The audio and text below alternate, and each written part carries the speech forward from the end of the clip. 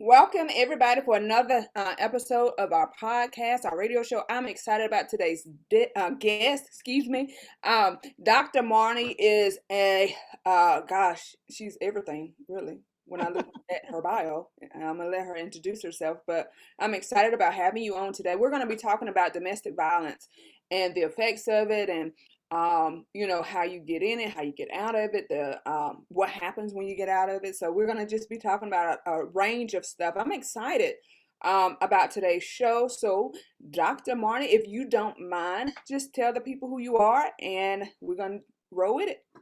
Well, sounds good. Thank you so much for having me on your show. I really appreciate it. Yes, I'm an author of a number of books. But prior to my writing career, I was a high school special education teacher for 35 years in the Chicago suburbs, with 12 of those years as a university graduate school adjunct professor. My biggest job in the world, though, was that of being mother to two beautiful children. But I decided to make a big change in my life. I was pretty close to retirement. But I decided to leave my 27-year marriage. And there were red flags along the way that, really should have prompted me to leave a lot earlier. But, just like so many other women, we get very busy with our families, our careers, our life, and we just, because we're good people and we are honest and we have integrity, we kind of like to think the people that we surround ourselves with have those same values. But, it was pretty clear to me, there was a defining moment when I knew I needed to escape that marriage. And, what I didn't really count on was that the abuse that, you think you're enduring, but you kind of just don't really realize it to its full extent, really ramps up after you leave. And so, when you make the decision to divorce or leave, or if you are discarded, but it doesn't end there. There's so much healing to be done. But then there's, when you're dealing with malevolent people, people that are undiagnosed, but certainly have a lot of narcissism, as far as their traits, and I'm not here to diagnose anyone, but they're malevolent. They are obsessive. They're like a predator. Something really changes where they may have always been this way, but you didn't really notice. And it really ramps up when you leave. So I actually had to have a garage sale. I lost everything, my home, my money. I even lost those two beautiful adult children to parental alienation. So they have not been in my life for years. Okay, And walk us into that, because some people don't understand what that is. Can you explain? Yeah, it's an unbelievably terrible family dynamic, and it happens to both men and women. But in my experience, it seems to be happening to women a lot more. It's when you divorce or separate with your partner, whether you're married or not, and they want to destroy you. They want to keep up this false narrative to this public persona that they work so hard to put out there in the world, which is very false. They really act very differently behind closed doors than they do out in these high ranking positions that many of them have. They want to take everything from you, and when they realize they can't break you with material possessions that are gone, they take what means most to you, and it's your children. And so what they do is they get the children to align with them as if it's some sort of competition. People like me, a normal range loving parent, even if we've been abused, we still believe our children deserve and should have the love of both parents and that side of the family. But that's not the case with parental alienation. They make up a false narrative with either outright lies that are just like crazy, like totally would not be anything remotely close to the truth, or they'll make up half truths. But whatever it is, they do a smear campaign, not only with the children, but with your friends, your family, your coworkers, your neighbors, so that when you finally, escape, it turns out that you have lost all your support system. And, at the same time, you've lost your children, which is just devastating. Now, in my case, my children were adults, 20 and 23 at the time. They are currently 27 and 30. And, but this happens to very young children. It happens to babies, where the one partner will do whatever they can, false arrests, false allegations, outlandish things. They'll do whatever they can to destroy you. And it's parental alienation is really child abuse. But researchers that actually study parental alienation, top researchers that publish in top scientific journals, have come to the conclusion that it is extreme intimate partner violence, because it really is directed towards the ex-spouse, ex-partner. The kids are just caught in the crossfire of this. And unfortunately, as time goes on, these kids believe this false narrative. They know that parent's love, the one that's no longer in their life, is unconditional, that, where the other one is conditional, and they're afraid, they're out of fear, they stay aligned with that abuser. And then there's something called Stockholm syndrome, which is all from like that term was taken from a bank robbery in Sweden, where the bank tellers actually aligned with the perpetrators, the ones, that actually had their lives in danger, but they kind of took on their plight and refused to testify against them and stuff like that. And that's what happens to these kids. There's a Stockholm syndrome, and then eventually what's termed as independent thinker phenomenon, where they believe it's their idea. No, I want nothing to do with my mom because, she tried to murder me, or something outlandish that they are believing. And they get a lot of other people to align with them. So that is parental alienation. It is devastating. It is shocking when it happens. You go for a week without hearing from your kids, or they're not responding to your texts or phone calls. Then it's a month. Gifts are returned, letters are returned, you're blocked on all social media. The abuser will actually, many of them will move the children out of state. So you have no clue where they are. That actually happened to me.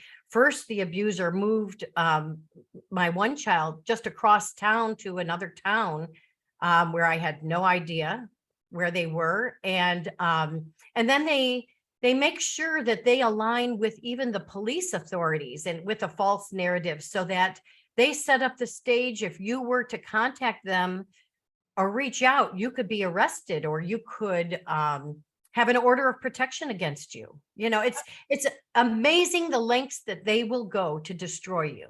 And that's what parental alienation is. And I know that that there are people listening right now that have either experienced it firsthand or know someone that has. Yeah, and I'm sure. I'm sure, and I kind of sort of have experienced a little bit of that, but luckily, I was able to intervene before it could get as far as the person wanted it to get. I want you to tell us, how did you meet your ex? How did you get into the relationship? And then when did you notice the abuse?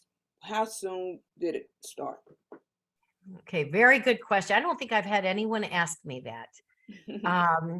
So I met my abuser in a graduate school class. So we were both in similar fields. I was a teacher and really loved learning and was pursuing my education. And so we met at a graduate school class. But something significant is that I had just come out of a relationship where I was supposed to be married.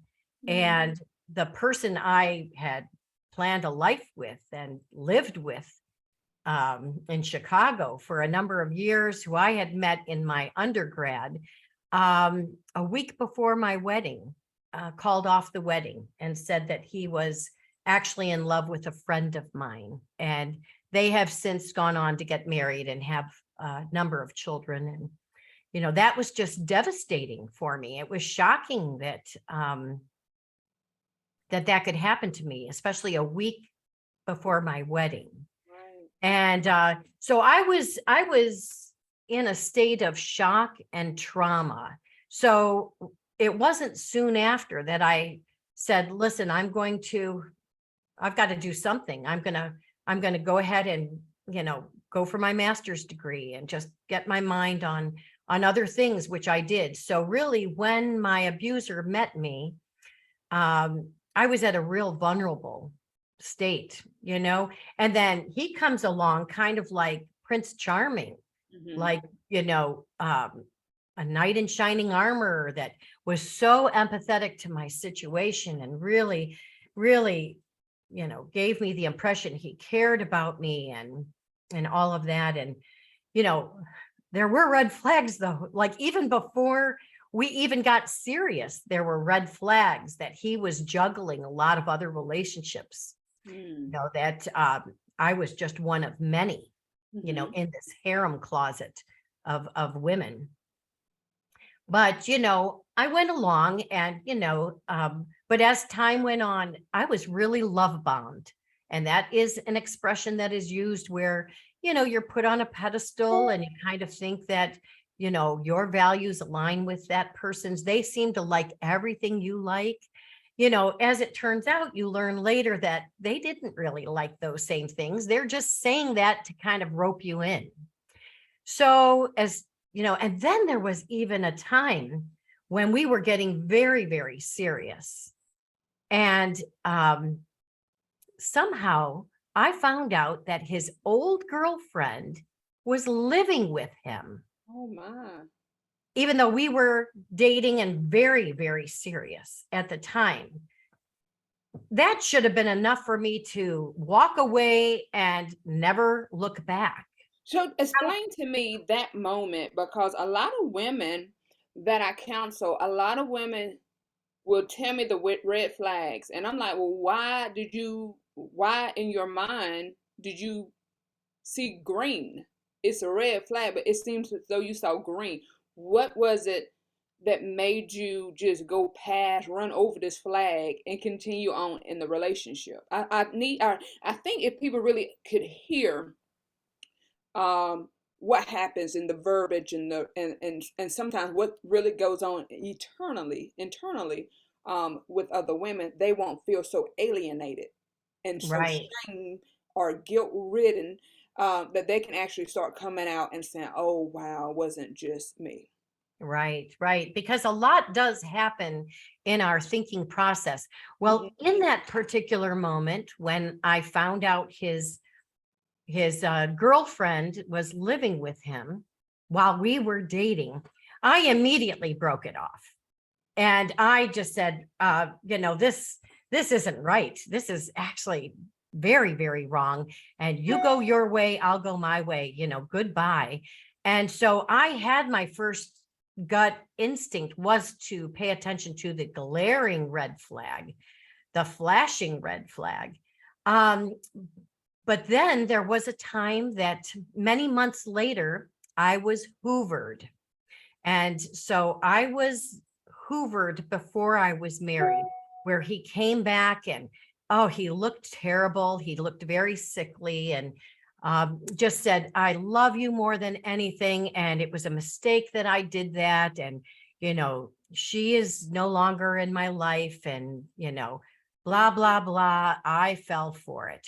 So how could I fall for it after really being betrayed, even when we weren't engaged? Well, I think some of it is I was young. Okay, so I'm 60 now, so I have a little bit more wisdom, under my belt. But I was also, even though I had, been dating during that time, actually I met a really nice guy that it seemed we were hitting it off really well. But even that guy said to me, I think you're in love with your old boyfriend, and I still would like to date you, but I want you just to go check that out to see if, you really are meant to be with him. And if so, that's fine. If not, I'd like to continue dating. So real Yeah, nice guy. yeah, I Real want to nice. stop you right there again because this is good because I think you used the term love bomb. And so a lot of times what people don't understand is that you can be in love with the individual because what you're describing is like you said someone with a very narcissistic behavior. And so Oh, the yeah. first how they hook you is the love bombing, right?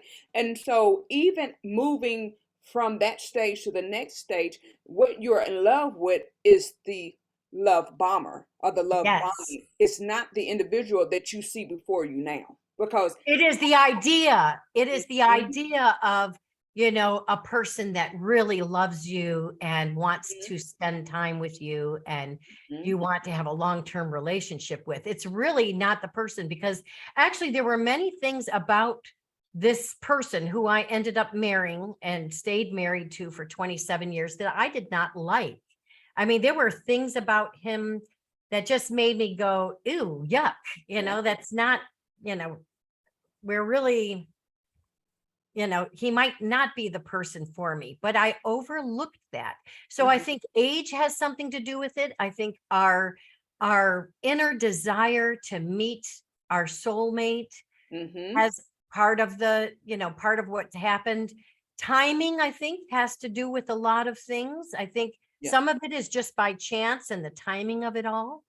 mhm, Although they are very calculating manipulators, so they time things very well. They don't mind being patient if it means that they will rope you in and snag you and you know do whatever, in my case it was not only give him this family and give him this persona that he was such an upstanding community individual, but it was eventually to get all my assets. Actually, it wasn't even eventually. Throughout the whole marriage, I was gaslit so much to let him control all the finances. I didn't know what forgery was. I didn't know what manipulating money was, and he was a money manipulator constantly. Money was, such a high priority for him, where it isn't for me. So um, I actually kind of believed almost throughout our whole marriage that we didn't have any money. But I should have really paid attention to, like, I brought home a good teaching salary. His salary was double than mine. I did extra odd jobs with tutoring and teaching graduate school, handing over every paycheck. Um, I don't even remember once bringing my children to a shopping mall because I didn't think we had money that way. I remember I would go to Goodwill, or I would go to garage sales, and I would still make sure our kids, had wonderful clothes and wonderful toys and stuff like that. But you know, um, I was always thinking we were on such a budget, when really our money was not being used, for our immediate family. It was being mhm, used elsewhere. mhm, yeah, yeah. And that's when you get to a place where you realize what has happened to you, it's almost like you're knocked in the head and you're dazed. It's Yeah. like you can it's almost like I can describe it like someone with a concussion, a very bad concussion, and you're walking and it's just like I don't know. It's like you're in another world because it's like how. And it's almost like I wonder if our hearts and minds try to protect us from the trauma that we've really endured, Yeah. because it seems like after you kind of work through all of that and then you evaluate some other relationships in your life, and then you go back to your own intergenerational family trauma, your family of origin dynamics, we suppress a lot of the bad things that happen to us and just keep plugging along. And eventually the truth comes out. Eventually, that's why you hear of people that realize that they've been sexually abused or, whatever, many, many years, decades even after the event, because it's almost like a protective shield that our bodies and minds, or maybe God does this so that we do not have to face reality, because the reality would be so painful. It Mm-hmm. might be hard to get up in the morning. Mm-hmm. Yeah, a lot. Some people they do that, and they it's a technical term for it, but they actually block it or lock it away Yeah. in one of Yeah. their memory chambers, and they whatever they do, they will not allow anyone to unlock it, Yeah.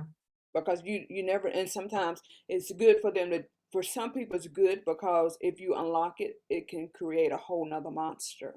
Sure. And I But suppose that I locked things away.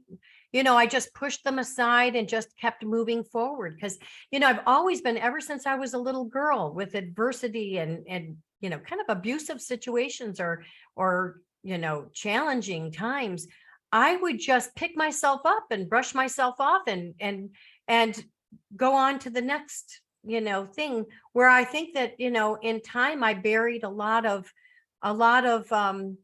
issues that kind of led me to, you know jumping in full force with a person that turns out to, still want to destroy me.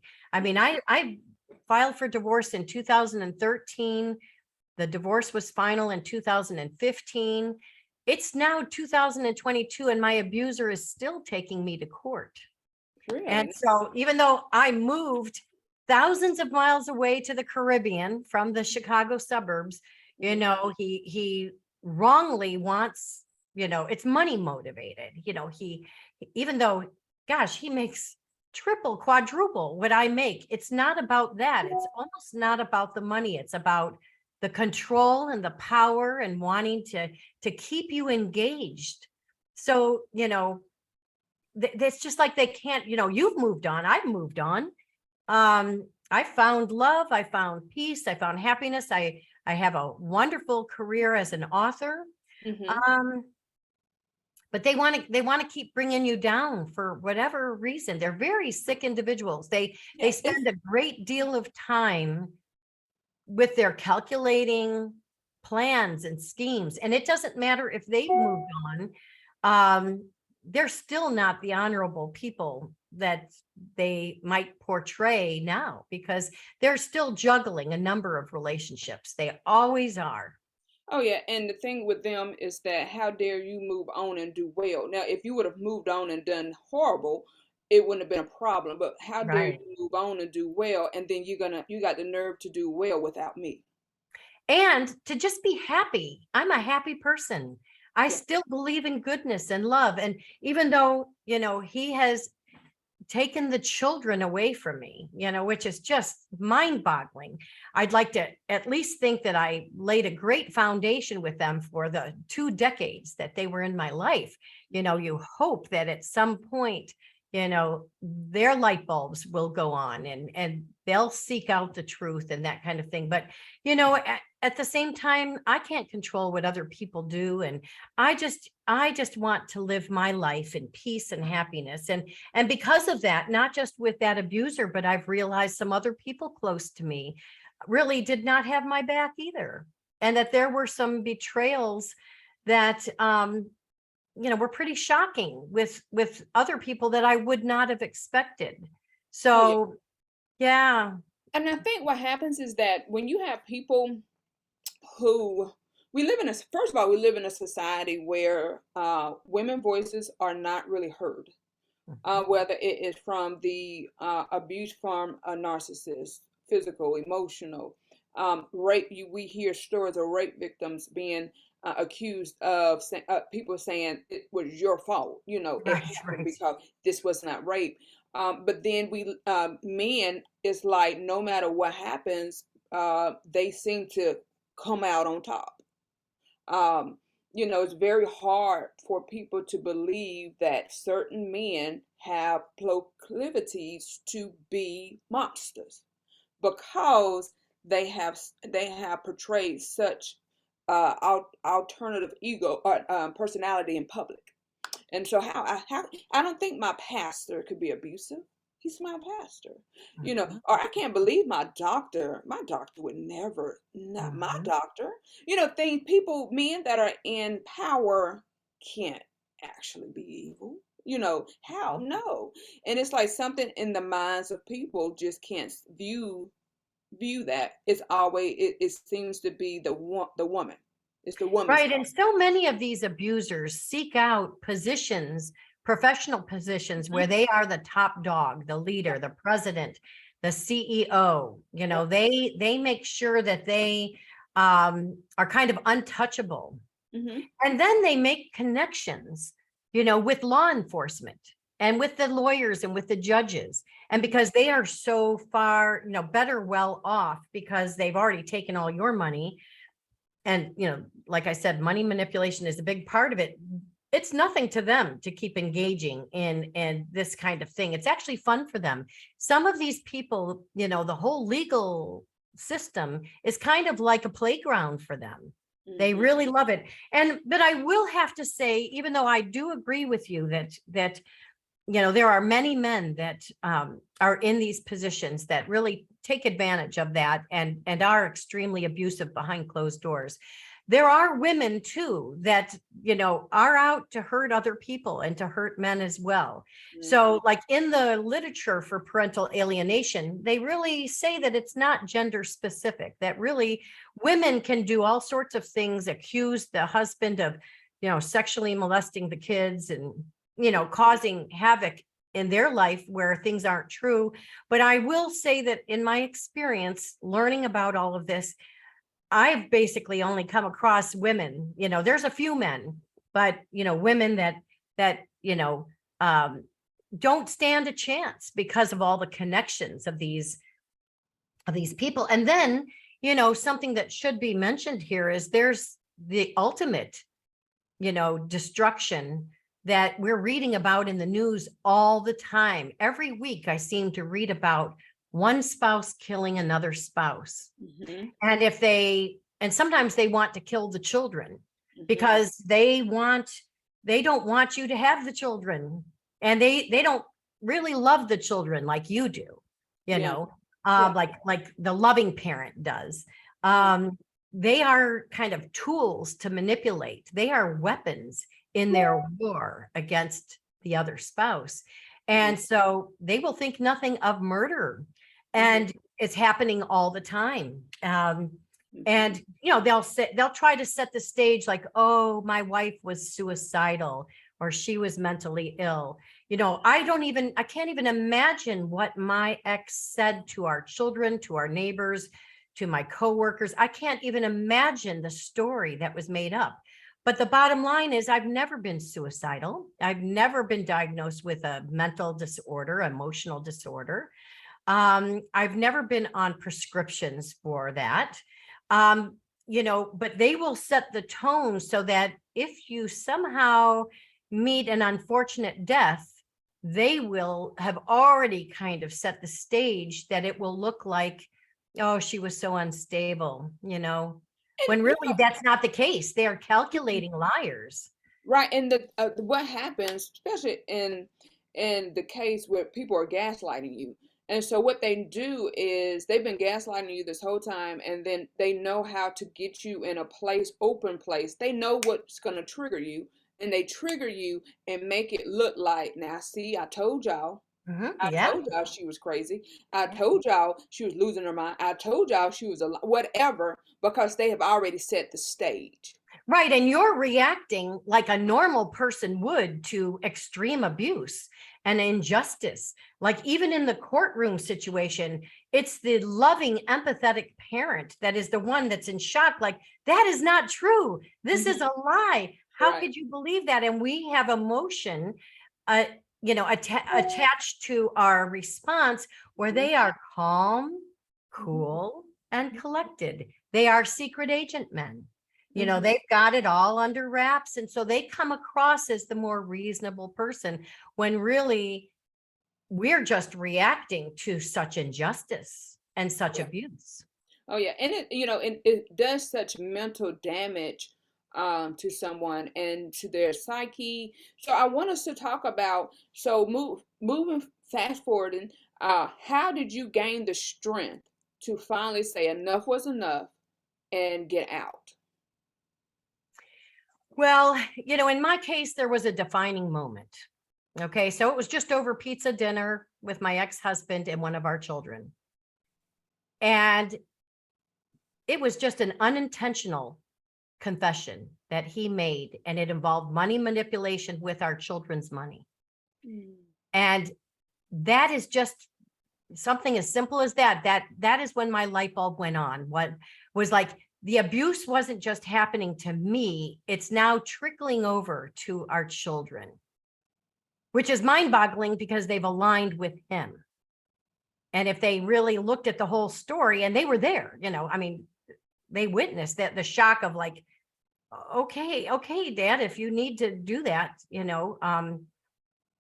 okay, if you need to for our family, but I kind of went silent because that was my defining moment. I knew it was almost like I had pushed aside all the red flags for 27 years, and they all were being illuminated by just this one other incident. It was like the timing of it all. And the next day or the day after, I really didn't say too much to my ex-husband. I was just, quiet.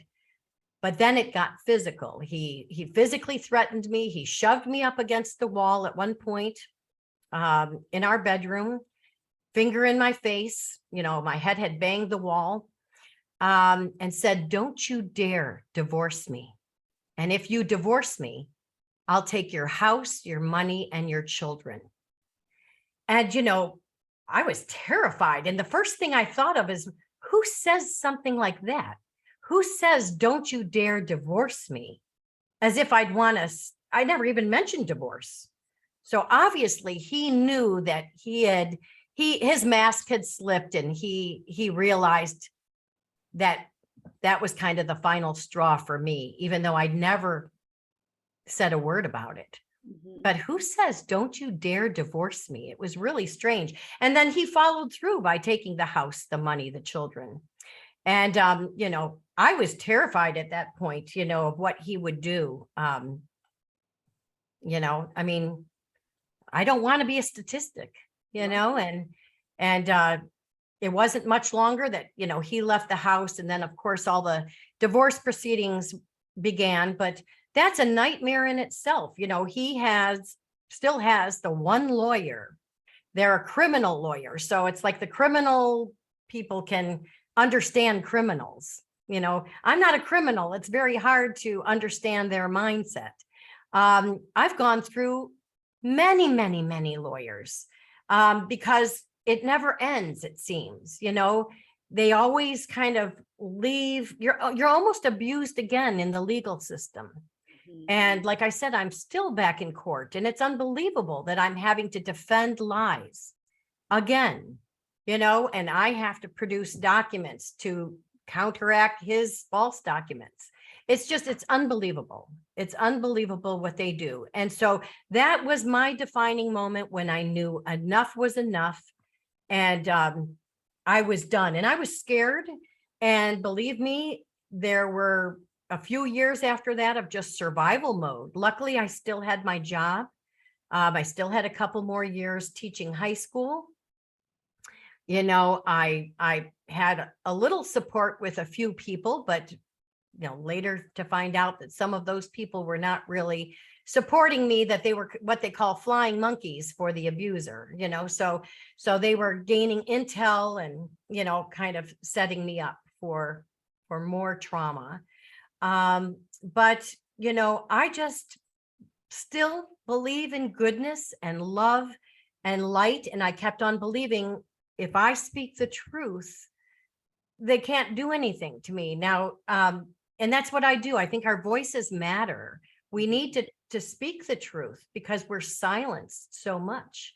We're silenced with threats, whether they are verbal or nonverbal. And, that's no way to live. And so I was able to little by little pick up the pieces. And for me, writing turned out to be very, very therapeutic to help me cope with all of this trauma. Yeah, yeah. I think that I'm always telling my clients to journal. I'm really big on journaling because Mhm. sometimes you can't always articulate your emotions or your feelings and to a person, but I can write them down on a piece of Right. paper. You know, Yeah. especially when you've been in an abusive situation where someone is telling you to constantly stop that crying, Yeah. you know, Yeah. shut up. You're constantly being stuffed into what I call this invisible box, Mhm. so that you can't even express how you really feel because Lord forbid you tell somebody they hurt you. You know, Right. Yeah. you're made to feel bad or it was your fault when you made me do this. Right. Right. And so it takes time to heal and to get over something that is so traumatic. And if you've never been traumatized in your life, this going through abuse of this nature will have you feeling as though something is wrong with you. Was something wrong with me Yeah. before I even got into this? Because it doesn't people who had seemingly a normal life growing up are still capable of getting into situations like this, Sure. find themselves having a hard time getting out of it because it does take one getting, like you said, to a breaking point, where Right. it's like, okay, I can't do this anymore, and you have to start planning your escape. But there is escape and there is help out there, Yeah. you And know. these abusers will actually target you. They pick you Mm-hmm. because they want someone that's intelligent or someone that, is accomplished or articulate, but they definitely want someone that is forgiving and loving and will, look the other way and just try to see the good in all situations. Oh, And, so really my being an overgiver, an extreme empath, a people pleaser, which can be good qualities, they really turned out to be negative qualities for me because I was a big target for someone to take advantage of. But you do need to do the inner work and kind of realize, why don't you have the boundaries, or why didn't you see some of this? And we've got to cut ourselves some slack and say, this is a learning experience and all of that, but we need to do the work so that we don't get ourselves in a situation like this again. It's mm, very common for people that have come out of a relationship with a narcissist mm-hmm. to get themselves right back into another relationship with a narcissist. It really is a common pattern. Fortunately for me, that did not happen.